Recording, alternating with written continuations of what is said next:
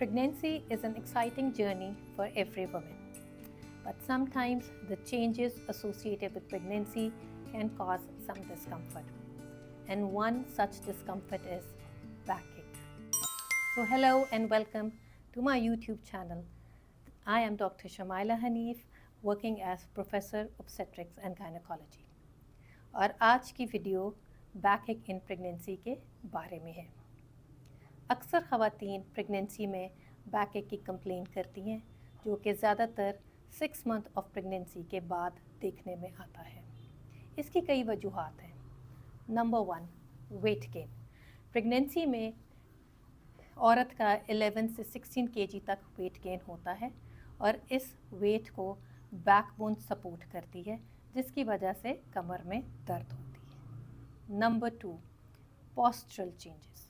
जिस तरह pregnancy advance होती है, आपका सेंटर ऑफ ग्रेविटी चेंज हो जाता है, लिहाजा धीरे धीरे पोस्चर भी चेंज होने लग जाता है और आपकी बैक पे स्ट्रेस आता है, लिहाजा बैक पेन हो जाता है। साथ में जिस तरह प्रेगनेंसी का साइज़ बढ़ता है, यूट्रस का साइज़ बढ़ता है, बेबी का साइज़ बढ़ता है, तो वो प्रेगनेंसी में बैक मसल्स के नर्व्स और वेसल्स को कंप्रेस करता है, जिसकी वजह से बैक पेन होती है।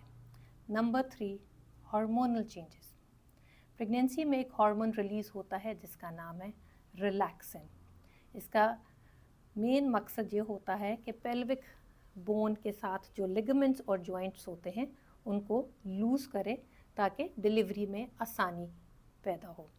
पर साथ ही साथ ये रिलैक्सिन हार्मोन आपकी बैकबोन के लिगामेंट्स को भी लूज़ करता है, जिसकी वजह से कमर में दर्द होती है। Number 4, abdominal muscle stretch. जिस तरह यूट्रस का साइज़ बढ़ता है, आपके पेट के मसल्स साइडवेज स्ट्रेच होते हैं और वो मसल का नाम है रेक्टस एब्डोमिनस। इस खिंचाव से कमर दर्द बढ़ जाती है। Number 5, stress. फिज़िकल स्ट्रेस तो प्रेगनेंसी में होता ही है, पर यहाँ हम बात कर रहे हैं इमोशनल स्ट्रेस का।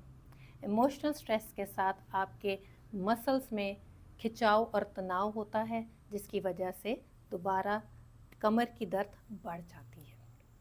सो ये तो वजह थी कि क्यों प्रेगनेंसी में कमर दर्द होती है। Is there any way we can reduce our back pain? Yes. So number 1 is a regular exercise. ये कहा जाता है कि अगर आप प्रेगनेंसी में रेगुलर एक्सरसाइज कर रहे हैं, जो कि वॉक हो सकती है, स्विमिंग हो सकती है, या कि एक स्टेशनरी साइकिल चला रहे हैं, इससे आपके बॉडी के मसल्स स्ट्रेंथन होते हैं और आपकी बॉडी में फ्लेक्सिबिलिटी आती है और आपके कमर दर्द के चांसेस कम हो जाते हैं। Number 2, you have to improve your posture. जिस तरह प्रेगनेंसी में बात की कि पोस्चरल चेंज आ जाता है, जब प्रेग्नेंट खातून खड़ी होती है, यूजुअली वो फॉरवर्ड स्लाउच कर जाती है, कंधे आगे को झुका देती है। सो इट इज़ रिकमेंडेड कि जब प्रेग्नेंट खातून खड़ी हो तो उसकी बैक बिल्कुल स्ट्रेट हो, with chin straight, and your shoulder should be at the back. अगर आपकी काम की नौयत ऐसी है जिसमें आपको प्रोलॉन्ग टाइम के लिए खड़ा रहना पड़ता है, तो ये रिकमेंड किया जाता है कि आप अपनी लेग्स को क्रॉस नहीं करें। आप एक बॉक्स या फुट स्टूल आगे रख सकते हैं, जिस पे आप एक पाँव ऊपर सहारे के लिए रख सकते हैं और कुछ टाइम के बाद आप दोनों पाँव स्वैप कर सकते हैं, यानी कि दूसरा पाँव आप फुट स्टूल पे रखें और पहला पाँव वापस फ्लोर पे रखें। जब आप कुर्सी पे बैठें तो अगेन आपकी बैक बिल्कुल स्ट्रेट होनी चाहिए और आप लोअर बैक में सपोर्ट के लिए एक कुशन यूज़ कर सकते हैं। आपका दोनों टांगें सामने पड़े फुट स्टूल पे होनी चाहिए। अगर आप लेटना चाह रहे हैं तो आपकी लेटने की पोजीशन भी ध्यान में रहनी चाहिए। आप अपनी कमर के ऊपर स्ट्रेट ना लेटें।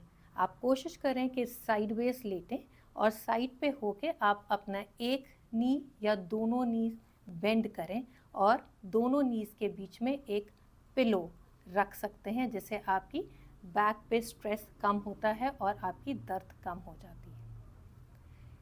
आप प्रेगनेंसी में बैक सपोर्ट बेल्ट्स भी यूज़ कर सकते हैं। साथ में आप कमर में मसाज करवा सकते हैं। आप मसाज किसी ऑयल से भी कर सकते हैं और ओवर द काउंटर जो पेन किलर इमल्शंस या जेल मिलते हैं उसको भी बैक में मसाज करवा सकते हैं।